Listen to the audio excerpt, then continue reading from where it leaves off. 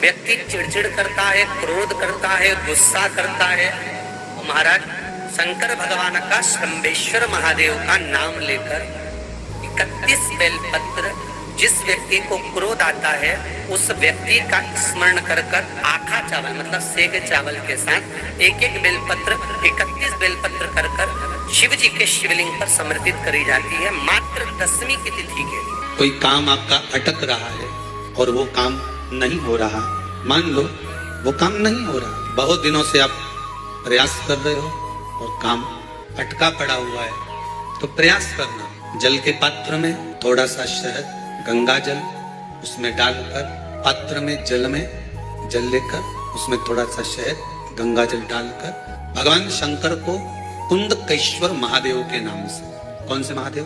कुंदकेश्वर।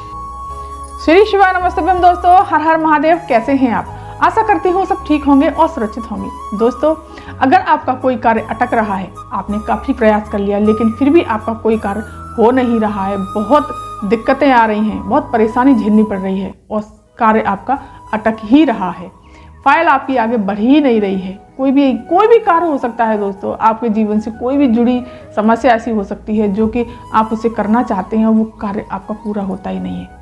तो चलिए दोस्तों, पूज्य गुरुदेव की कथा सुन करके और समझ करके बहुत सुंदर सा उपाय लेकर के आई हूँ 10वीं तिथि का। ये उपाय दोस्तों केवल और केवल 10वीं तिथि को ही करना होता है। तो चलिए जानते हैं कि ये उपाय कैसे करना है। और दोस्तों एक बात और, पूज्य गुरुदेव ने कहा है कि ये उपाय चाहे शुक्ल पक्ष की 10वीं हो चाहे कृष्ण पक्ष की 10वीं हो, किसी भी 10वीं तिथि को ये उपाय कर सकते हैं।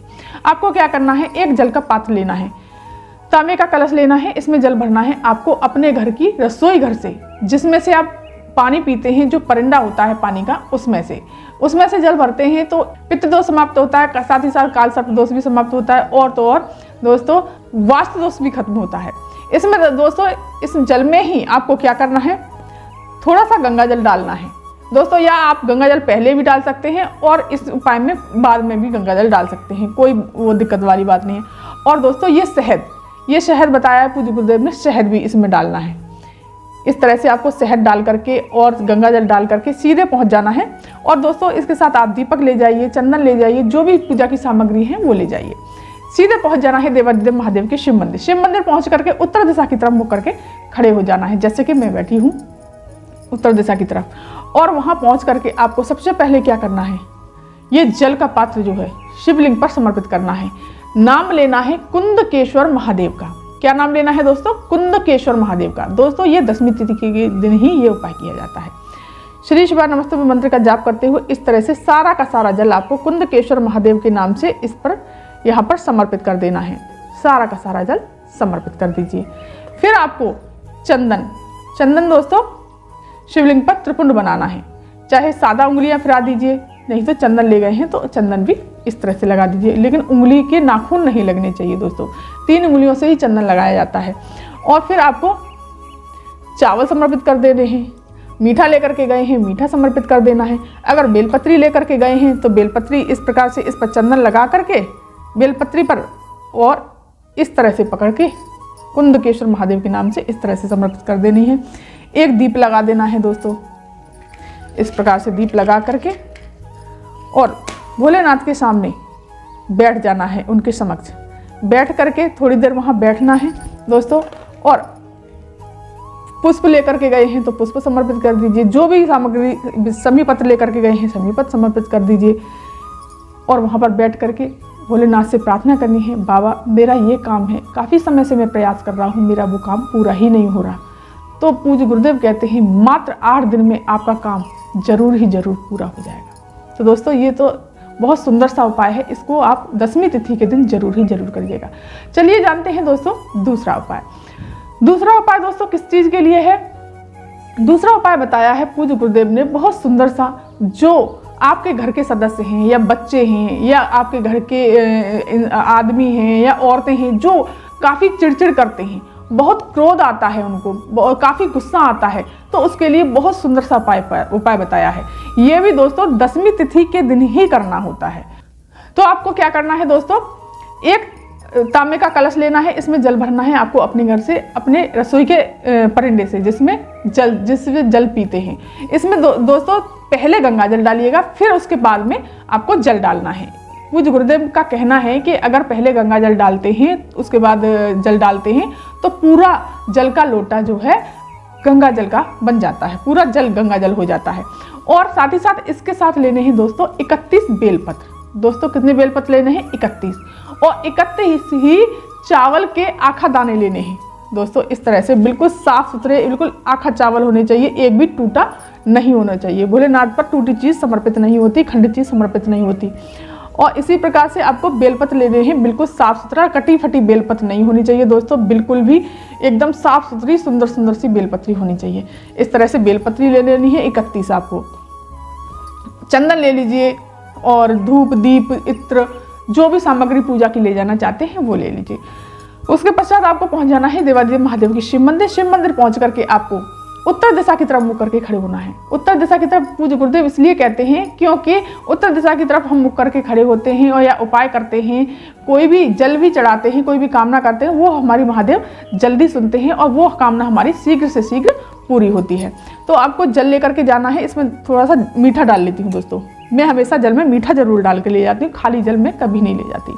आपको पहुँच जाना है। फिर आपको सबसे पहले गणेश जी के स्थान पर जल समर्पित करना है। इस तरह से श्री शिवा नमस्तुभ्यं मंत्र का जाप करते हुए फिर कार्तिकेय जी के स्थान पर, फिर माता अशोक सुंदरी के स्थान पर, फिर माता रानी के हस्तकमल पर, फिर शिवलिंग पर श्री शिवा नमस्तुभ्यं। फिर थोड़ा सा जल दोस्तों बचा लेंगे। दोस्तों एक बात बता दूं आपको, अगर पता नहीं हो कि ये तो गणेश जी का स्थान है, ये कार्तिकेय जी का स्थान है, ये माता अशोक सुंदरी का स्थान है, जो कटी भाग है जहाँ शिवलिंग रखा हुआ है ये है माता रानी का हस्तकमल, जो माता पार्वती का ये शिवलिंग है। और दोस्तों पूरी जलाधारी में, पूरे शिवलिंग में महादेव का पूरा परिवार समाया हुआ है। दोस्तों शिवलिंग अगर डमरू वाली है तो खड़े होकर जल समर्पित किया जाता है, अगर नीचे रखी हुई शिवलिंग है तो बैठकर जल समर्पित किया जाता है।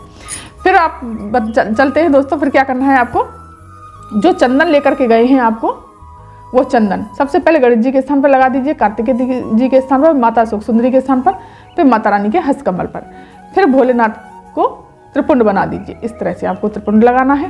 त्रिपुंड लगा करके आपको क्या करना है, इत्र दोस्तों, इत्र भोलेनाथ को इत्र बहुत पसंद है दोस्तों। इत्र बाबा को जरूर ही जरूर लगाना चाहिए। इससे हमारे कर्जे, पैसे से जुड़ी समस्याएं, बहुत सारी ऐसी दिक्कतें होती हैं, बीमारी, रोग, ये सब समाप्त होते हैं दोस्तों। इस तरह से आपको इत्र लगा देना है। और जो 31 बेलपत्री लेकर के गए हैं आप दोस्तों, 31 बेलपत्री ले जानी है। इस पर जो 31 चावल के दाने ले गए हैं, आखा दान चावल का दाना, इस प्रकार से आपको इस पर रखना है, एक चावल का दाना इस तरह से। और बेलपत्री का मुख अपनी तरफ और डंडी का मुख जलाधारी की तरफ, इस तरह से आपको शिवलिंग पर समर्पित करते जाना है। श्रंभेश्वर महादेव का नाम स्मरण करके। कौन सा नाम लेना है दोस्तों? श्रंभेश्वर महादेव का। फिर आपको बेलपत्री लेनी है और इस पर भी एक आखा चावल का दाना रखना है। और फिर आपको ये बेलपत्र भी श्रंभेश्वर महादेव का नाम स्मरण करके समर्पित कर देना है। और दोस्तों जिस व्यक्ति को क्रोध आता है, बहुत चिड़चिड़ करता है, बहुत ज़्यादा क्रोध करता है, गुस्सा करता है, घर में कलह मचा रखी है उस इंसान ने, उसका नाम और गोत्र भी बोलना है दोस्तों। इस प्रकार से आपको 31 बेलपत्र कितने समर्पित करने हैं दोस्तों? 31।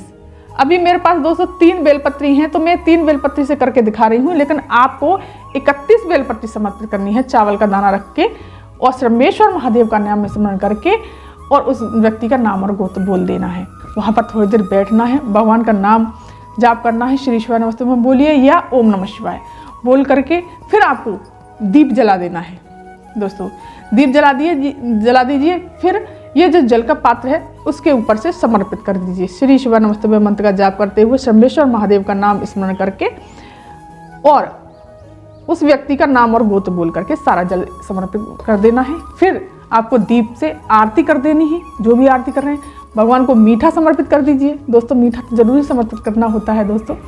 फिर आपको गणेश जी के चरण छू के, कार्तिकेय जी के, माता सोदी, माता रानी के, फिर भोलेनाथ को प्रणाम करके दोस्तों अगर इस तरह से आप शिवलिंग को छूते हैं तो बहुत ही अच्छा माना जाता है। भोलेनाथ आपको जरूर आपकी कामना को पूरा करते हैं। श्री शिवाय नमस्तुभ्यम का जाप करके इस तरह से चरण छू के सीधे अपने घर चले आइए। दोस्तों बहुत सुंदर सा अचूक उपाय है, ये 10वीं तिथि को ही किया जाता है। इस उपाय को जरूर करिए। अगर ये वीडियो, ये जानकारी आपको पसंद आई हो तो मेरे चैनल को सब्सक्राइब कर दीजिए, वीडियो को लाइक कर दीजिए और कमेंट में श्री शिवाय नमस्तुभ्यम या भोलेनाथ का कोई सा भी प्यारा सा नाम जरूर लिखिएगा। धन्यवाद।